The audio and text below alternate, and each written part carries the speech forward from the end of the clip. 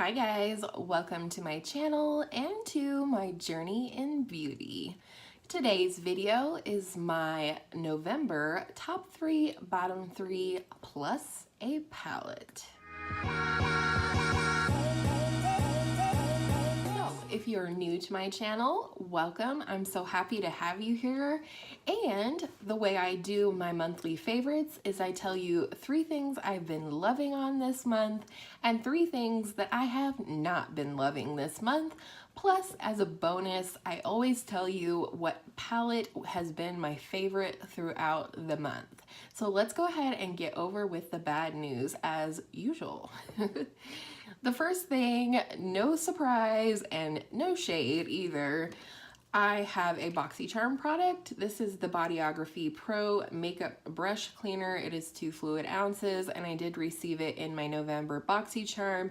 However, I do use brush cleaner like this, a spray brush cleaner, specifically the e.l.f. Daily Brush Cleaner, every single day to spot clean my brushes, especially eyeshadow brushes, to get off any excess pigment or whatnot and just make sure that my brushes are clean for the next day. And then once a week, I wash them with soap and water. So I am not unfamiliar with the process of spot cleaning my brushes with a spray. The thing I really dislike about this one is that when I'm holding my brushes, this is how I do it. I hold my brushes and then I spray like so, and of course a little bit of the product gets on my skin around the brushes that I'm holding, and this definitely leaves a sticky residue on my hands, and I can only assume on my brushes as well. So as much as I don't like this, I will finish it. I do think it does its job in terms of removing excess pigment and whatnot from my brushes, but I would have to assume this leaves a residue on my brushes as well, so I'm going to use it up and then give my brushes a really good clean to make sure that none of that residue is left behind. I don't know what it's going to do to my brushes, so this is definitely in the bottom 3 this month. The next bummer of the month is this L'Oreal Voluminous Primer, like lash primer. I don't know, you can't probably see it very well. This is just a little sample. I was in Target one day and they had samples out, so I picked one up for myself and for a friend to try. This is just a white primer. It even comes on a brush, you know, that I actually kind of like. It's a natural bristle brush. It's kind of shaped like an elongated Christmas tree, but I just really don't care for this. When I put it on my lashes, it kind of looks flaky, and of course it looks white. And then when I would put mascara over the top of it, whatever mascara, even mascaras that I currently love, it was making the mascara flaky, and so I'd end up with little bits of mascara underneath my eyes, which is not what I'm looking for. So I don't even know that I will try and use this up, to be honest. It is a little sample. I might try and see if I have another friend that would want to try something like this out. But you know, being an eye product and just this little sample, I don't think I'm going to pass it on or use it up. You'll probably just see it in my beauty trash, which is a bummer. I've always wanted to try an eyeshadow primer and I never have, and this was not a good first impression for lash primers. Last bummer of the month is the Clinique Pep Start Eye Cream. I received a sample of this in my November Sephora play and I was really keen to try it because I've heard about it before. And so I did start trying this right away. I, you know, disbanded with my current eye creams that I was using, and I was just using this morning and night after cleansing. Right away, within a few days, I started looking very close at my under eyes, and I did try to take a picture for you guys, but it didn't really translate in the picture. I started getting tiny little white bumps under my eyes, which I am told is called melia. But I was like, oh my God, what is happening under here? And if you don't know, like my under eyes are kind of one of my current causes for concern in terms of skin. I am pushing 40 now, and so, you know, I am still on the hunt for like the most intensely hydrating eye cream that I can find, because I do think what little lines I have underneath are a result of, you know, dehydrated skin. And then the other thing is I'm starting to get wrinkles around my lips. Let me know if you have any recommendations.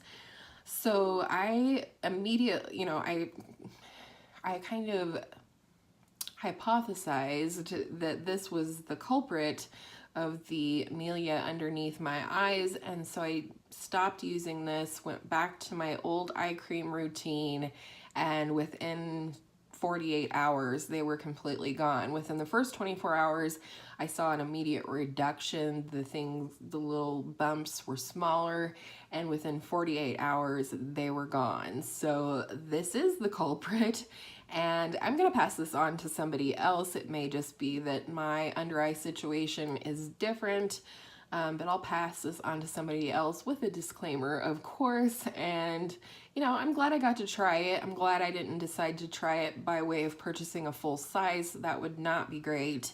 And in general, I do really like Clinique. I wore the crap out of Clinique makeup when I was like an upperclassman in high school as well as in college. I used a lot of Clinique, both skincare and makeup.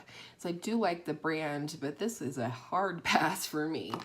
So let's go ahead and get into the good news, because this is the best part of the month, is it not? So the first thing in the top 3 for this month was something that I immediately knew that I wanted to talk to you guys about, and that is the Physicians Formula, the Healthy Foundation. I have mine in the shade LN4, which is light neutral 4. It does have an SPF of 20, and you can get this just about anywhere, especially places where Physicians Formula is sold. Duh. The first thing I love about this is I actually really do. I know a lot of people don't, or some people don't, but I actually really love this huge doe foot applicator for, you know, applying the foundation on my skin. It's absolutely way faster than a pump, you know, pump it on the back of my hand, dot, dot, dot, dot, you know, the whole thing. So I really like it for that reason, but I also really like how it looks on my skin. It is what I'm wearing today. It's a nice shade match. The one downside to this is the smell. I'm not a huge fan of the smell, and I don't even know what I would equate it to. I wish it was a more pleasant smell. Gosh, it does remind me of something. I don't know. It's very makeup-y, and it just has a weird scent to it. It's not because it's gone off or anything. It just is the way this product smells. But I do love it. I love the ease of application, and I love the way it looks on my skin. And even though I'm combo to oily, more like normal right now, this holds up on my skin really, really well, especially if I set in my T-zone. So this is a new favorite for me, and I'm so glad that I found a drugstore holy grail foundation. I also love the NYX BB cream, as I've talked about before, which is drugstore as well, but I consider that a different category entirely because it's a BB cream. So there's that. And then another product that I tried this month and I absolutely loved. I originally got a, sample of it in my Sephora Play box for October, and I used it up right away. And then I saw, and then I acquired a tiny little sample of it, and it is the First Aid Beauty Hello Fab Coconut Water Cream. It is a moisturizer, and I've talked about it in my Sephora October in review, which I will link for you in case you missed it and you want to hear more about it. But this is intensely hydrating, and it feels wonderful on the skin. I got an immediate cooling sensation, not like minty or anything like that, but it was almost like instant hydration, and my skin was just like So I love this, especially for at night. I'm kind of like hoarding this little sample. I do really want to get the full size, but I do have skincare I need to finish up before I make that purchase. So this is definitely in the top 3 this month. I highly recommend it for both dry skin, oily skin, combo skin. It's intensely hydrating, but it's not greasy or anything like that. And then the last top 3 for the month is both a product as well as a technique. And this technique, it's kind of a duh thing, and it used to be sort of just the standard way of doing things back in the day. I remember when I was growing up, my grandma would occasionally let me apply some of her lipstick, and then the automatic next step after applying lipstick was to blot the lipstick on a piece of tissue paper or toilet paper, whatever you call it. So this month I was reminded by Hannah Louise Poston, who I will link below, when she did 5 days of red lipstick and talked about a blotted red lip. And I thought, that might actually work for me. I do love a red lip. I do have trouble finding reds that work pretty well for me. But this is a red that I've had in my collection for a long time, and it is from Burt's Bees. This is the shade 521 Ruby Ripple, and I do have this in another shade called something Suede Splash, I believe. But these are kind of sheer and also balmy, but they are pigmented. So this is what Ruby Ripple looks like.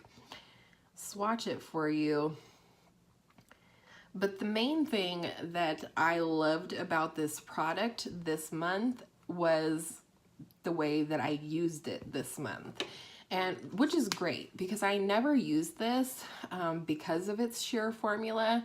But when I apply this to my lips, I think, yes, I wore this in day 7 of my 1 week of Lorac Mega Pro video, which I'll link in case you missed it.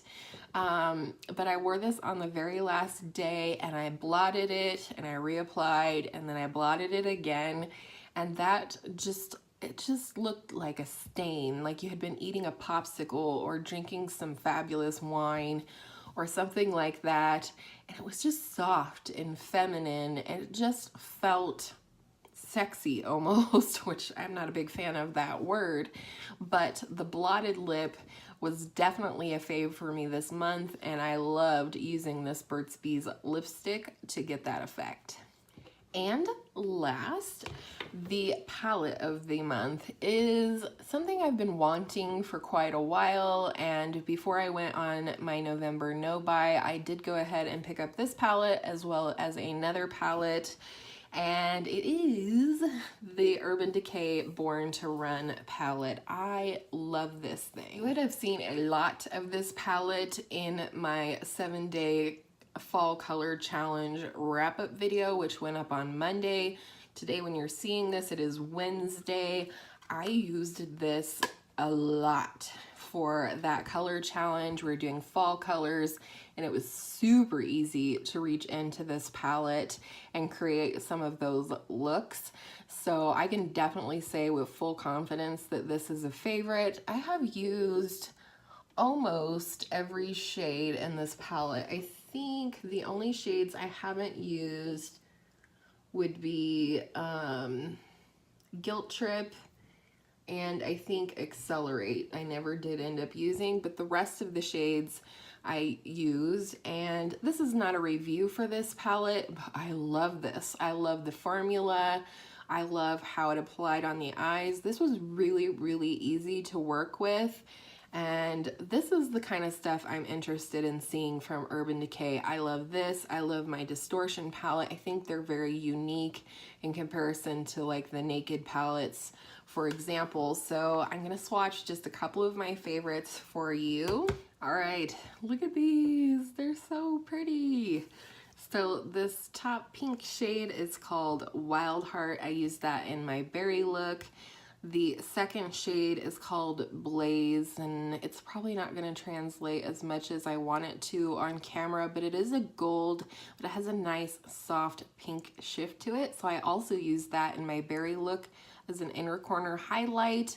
And then you know I love my teals and greens and blue. So this top blue right here is called Radio, which I actually don't think I ended up using that one this week either, my bad. And then this green shade, which is very pretty, is called Wanderlust.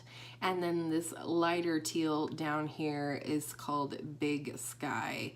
Oh my goodness, my favorite look that I did this week, I think it was for dark or dusty green. I used Wanderlust and Big Sky together, and it was easily my favorite look of the week. It was so pretty. So that's it. Those are my things that I've been loving this month and things I have not been loving this month. Let me know down in the comments below one thing that you've been loving this month and one thing that you've not been loving this month. Absolutely pick something out of your collection. It doesn't have to be something new to your collection. A lot of these weren't for me. So, and beyond that, I hope all of your makeup days are absolutely beautiful. Top 3 makeup days. And I will see you in my next video soon. Bye.